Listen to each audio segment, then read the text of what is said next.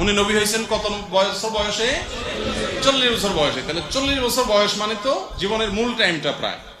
তো এই 40 বছর পর্যন্ত উনি নিজে তো নবীই ছিলেন না, উনি নবী হয়েছেন তারপরে। তবে আমাদের একটা ভুল ধারণা আছে, ১৫০০ বছর আগে ৪০ বছর বয়সেই কোরআন নাজিলের পর আল্লাহ রসুল নবী হয়েছেন নাকি? ভালো করে বুঝেন, ১৫০০ বছর আগে কোরআন নাজিলের পর ৪০ বছর বয়সে রসুলুল্লাহ নবুয়তের প্রকাশ ঘটেছে। তবে তিনি কখন থেকে নবী? প্রশ্ন আসে না? আল্লাহ রসুল মোহাম্মদ ইরশাদ করেছেন, আমি মোহাম্মদ আল্লাহর নবী এবং সর্বশেষ নবী তখন থেকে আদমের দেহ যখন ধুলায় গড়াগড়ি খাচ্ছিল, আদম নামে কাউকে আল্লাহ যখন অস্তিত্ব দেন নাই, তখন থেকে আমি মোহাম্মদ আল্লাহ